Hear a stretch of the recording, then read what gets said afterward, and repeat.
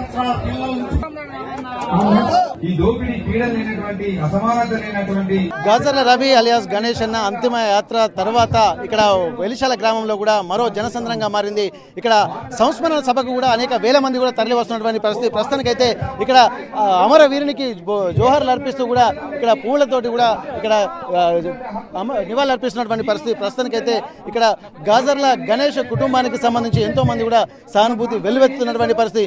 ఉద్యమాల్లో ఉన్నటువంటి పరిస్థితులను కూడా వివరించుకుంటూ అనేక మంది తమ మాటల ద్వారా పాటల ద్వారా చెప్తున్నటువంటి నేపథ్యంలో ప్రస్తుతానికి గాజర్ల గణేష్ అన్న సంస్మరణ సభ కూడా వేలాది మంది ఇది సంస్మరణ సభన లేక బహిరంగ సభన అన్నంత ఆలోచనలు కూడా కల్పింపజేస్తున్నాయి. ప్రస్తుతానికి అయితే గాజర్ల అశోక్ గారు ఉన్నారు.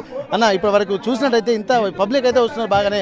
ఇక్కడ సంస్మరణ సభలాగా లేదు ఒక బహిరంగ సభలాగా ఇంతమంది వేలాది మంది తరలి వస్తున్నటువంటి నేపథ్యం అసలు ప్రజల్లో ఎలాంటి బీజాలు నాటనుకోవచ్చు, తన మరణం ద్వారా ఎలాంటి సందేశాన్ని వినిపించాడు అనుకోవచ్చు. గాజర్ల సోదరులు ఇద్దరు కూడా గాజర్ల సారయ్య గాజర్ల రవి వీళ్ళిద్దరు కూడా తమ జీవితాలని తునప్రాయంగా పీడిత ప్రజల విముక్తి కోసం అర్పించినటువంటి యోధులు కాబట్టి వాళ్ళ జీవితం అంతా పూర్తిగా నిస్వార్థంగా ప్రజల పక్షంలో కొనసాగింది కాబట్టి ప్రజలు వాళ్ళ నుంచి వాళ్ళ పోరాటాల నుంచి ఎన్నో రకాలైనటువంటి అంటే ఉపయుక్తమైనటువంటి పనులు వాళ్ళకి జరిగినాయి కాబట్టి ప్రజలందరూ కూడా ఒక్కసారి వాళ్ళ మరణ వార్త విని తట్టుకోలేని ప్రజలందరూ కూడా వాళ్ళని చూడాలని వాళ్ళని కనీసము వాళ్ళ ఇప్పుడు చాలామంది చెప్తున్నారు వాళ్ళ చితాభస్మాన్ని కూడా తీసుకెళ్ళిందని చెప్తున్నారు. చాలామంది చితాభస్మం కూడా తీసుకెళ్ళి వాళ్ళని మేము అదొక సంపదగా మేము మా ఇంట్లో పెట్టుకోవాలన్నంతగా ఫీల్ అవుతున్నారు అని అంటే వాళ్ళు చాలా నిస్వార్థంగా పీడిత ప్రజలకు విముక్తి కోసం పోరాటం చేసినటువంటి యోధులు కాబట్టి వాళ్ళని కనీసం తలుసుకునేందుకు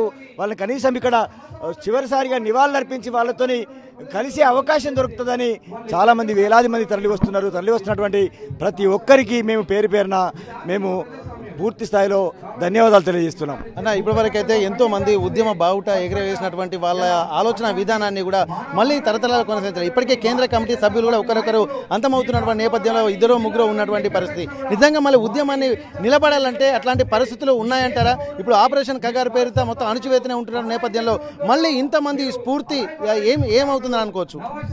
తప్పకుండా మేము ఇవాళ గణేష్ అన్న సంస్మరణ సభ సందర్భంగా మేము తీసుకుంటున్నటువంటి ఏదైతే ప్రతిజ్ఞ ఉన్నదో ఆ ప్రతిజ్ఞ పోరాట రూపాలు ఏవైనా ఈ దేశంలో ప్రజలు తమకు నచ్చిన విధంగా నచ్చిన మార్గంలో తమ పోరాట మార్గాలను ఎంచుకుంటారు.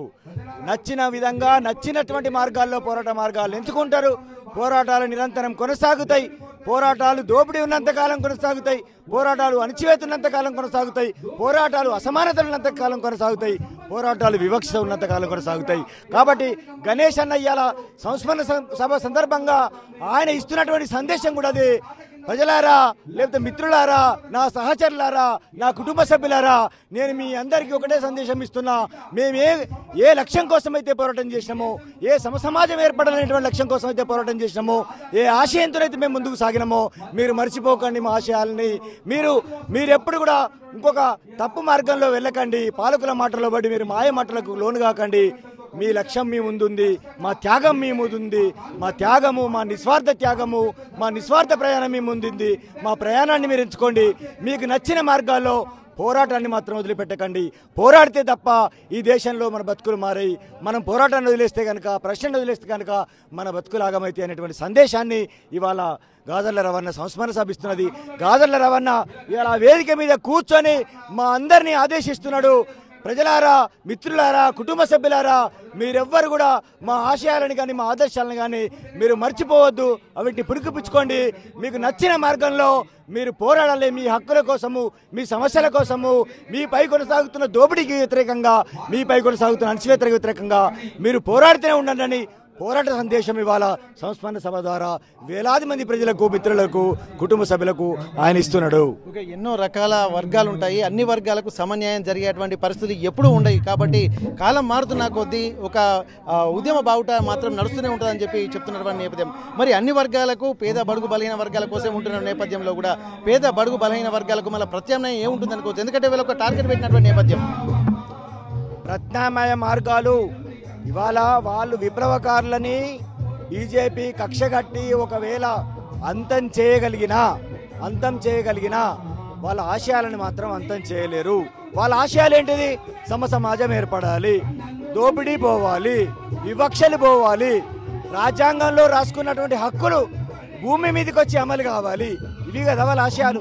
వాళ్ళ ఆశయాలను చంపగలుగుతారా ఈ పాలకులు? కాబట్టి ఆశయాలు ప్రశ్నల కొడవల్లై ఇంకా అవి ముందుకు పోతూనే ఉంటాయి. వ్యక్తుల్ని చంపి విప్లవాలను నిర్మూలించిన వాడిని వాళ్ళు కలలుగంటే అంతకంటే రెట్టింపుగా ప్రశ్నల కొడవల్ల వాళ్ళు ఉదయిస్తారు. ఈ ఉదయ్ కూడా మళ్ళీ ఉదయిస్తాడు అనేది మేము చెప్పదలుచుకున్నాము. ప్రజలు ఎంచుకుంటారు పోరాట మార్గాలు ఏంటి, ఏ పోరాట మార్గంలో వెళ్తే మనకు విముక్తి జరుగుతున్నది ప్రజలు ఎంచుకుంటారు. పోరాట నాయకులను కూడా ప్రజలే తయారు చేసుకుంటారని మేము చెప్పదలుచుకున్నాం. అసలైన తొలి వెలుగు. ఫాలో వాట్సాప్ @తొలి వెలుగు official.